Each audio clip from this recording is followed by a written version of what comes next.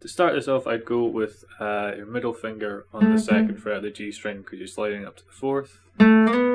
First finger, third fret of the B, and I'd go with the third finger for the fifth fret.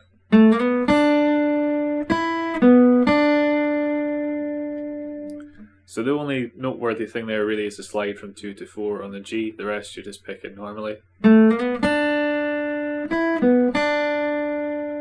Then we've got this pull off, so you want to reposition yourself slightly. You'd want your third finger on the fourth fret here. Hit the string once, pull off with this finger to the second fret, then with this finger to the open. After that you've just got an open D string. Then a little slide, it's sort of either open or from the first fret on the A string, doesn't really matter which one you go for. Slide up to the second fret. That was a bit over exaggerated, you shouldn't really hear the note before, so it should be a bit more like then you get 2 open D strings. The next bit, I find it easier to just bar the 2 strings with the one finger. You could do this sort of thing. If you find that easier, go for that. But this way for me is the most straightforward. So you want to bar third fret on the B and the E. You want to slide them up to the fifth fret. Then strike the strings again and slide it back down from the fifth to the third. So you have. If that is difficult, you could re-finger up here. So what I'm doing there is playing 7 and 8 on the G and B strings, sliding it up a tone to 9 and 10, and then back down. It's just the same notes but in a slightly different position. The next part, you got. Whoops. So we've got the second fret on the G, third fret on the B. You're sliding those up a tone, so they'll go up to 4 and 5 on the same strings. And then you want to hit those again and slide them down. So I'll just play that little phrase together.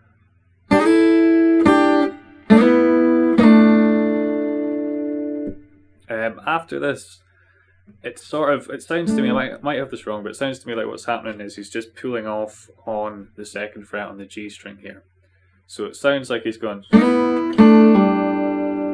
and that's being held down, and you're just flicking off that second fret on the G to the open string. Now, maybe both of them are coming off. I can't totally tell from the recording, but it sounds to me like he's going.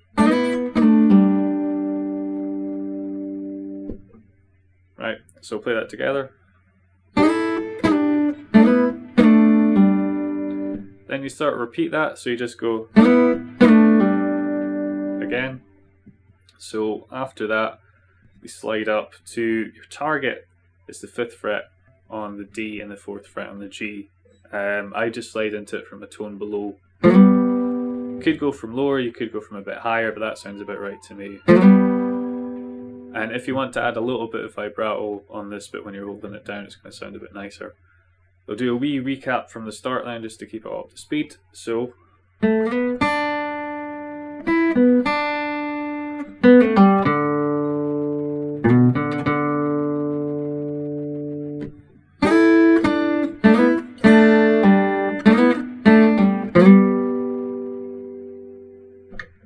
next bit, so this is the same as the intro, the very first bar with a slight variation. What we're doing is, again, we're sliding up from the 2nd fret on the G up to the 4th, then up to the 3rd fret on the B, and then you're back down to 4 on the G, and then we're up to 5 on the B.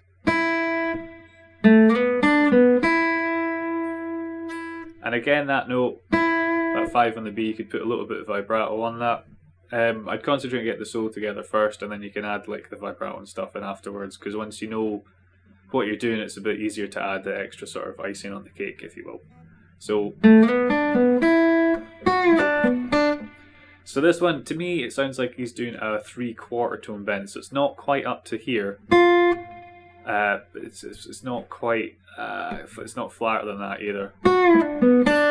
Easiest thing to do is to listen to the record and kind of get the intonation off of that.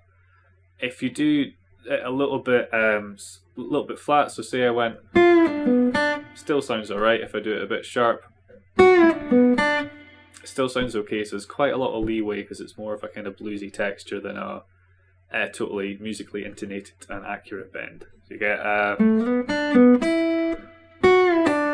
yeah, so the thing that's a bit tricky here is you've got, rather than it being a bend, it's actually a pre-bend. So you do want to bend up to your target pitch, then hit the note, bring it down, and after you bring it down, you want to pull off to the 3rd fret. So I'm just leaving this finger, you might notice, on the 3rd fret all the time, so it's there prepared for the pull off. So when I'm going, so do that phrase, we go.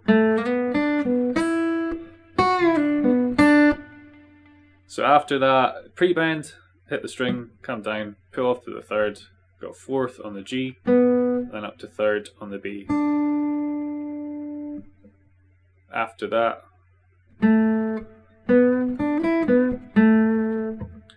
so after this we got the 2nd fret on the G. You do a little bit of vibrato here if you want. So that resolves so like we had before. Got a slight bend on the 4th fret of the G string. This to me sounds like it's more or less a half-step bend. Again, there's a lot of leeway with this one, so you could do it a bit sharp, a bit flat, it doesn't matter too much. So we're bending that, then we're going up to the 3rd fret on the B, then up to the 5th fret. After this we've got what sounds like to me a kind of 3/4 bend, so again it's a bit more sour than totally musically correct in terms of theory bend, but it still sounds good. For this, what I tend to do is I tend to pull the string down, because when you're playing on an acoustic there's a lot more string tension and it's a bit more difficult to get bends more than more than a sort of a half tone or kind of your quarter tones. So it's not totally essential, but you've got more strength in your hand doing this action than you do doing that. In an ideal world I would do that on the bend in the previous bar here, but you're just going to run out of fretboard because the string's going to come off the side probably before you can get to pitch. So if you can bend down, it's good, but if you can't, it's not the end of the world. So put those two phrases together.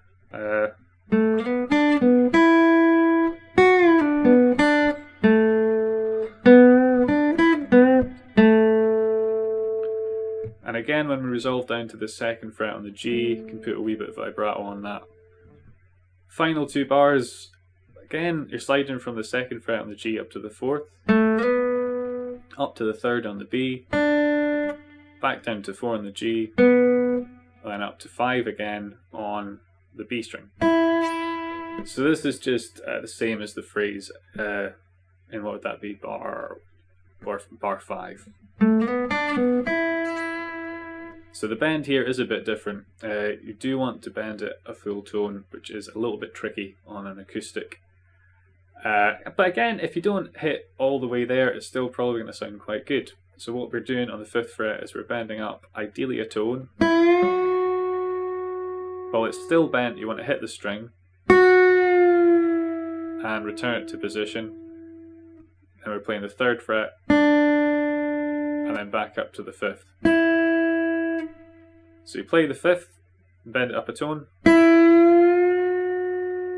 hit it when it's up here and return it back to its original position. Play the 3rd fret, then back up to the 5th. So do that bar from the start now.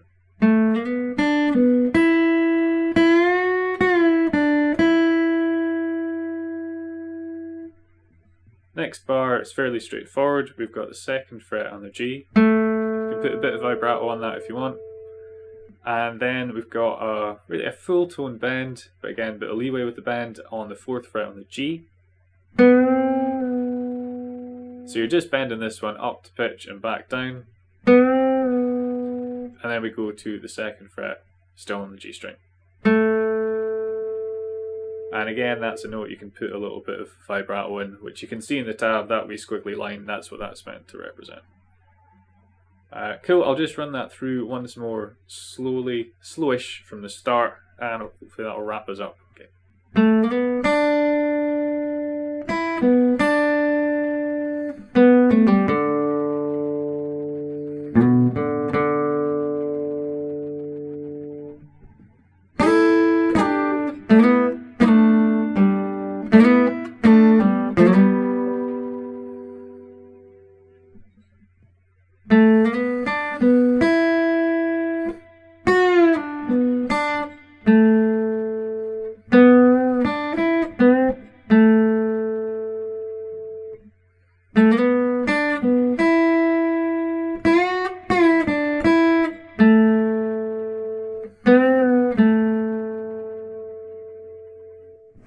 Cool, so hopefully that's helped give a rough idea of how to approach that solo.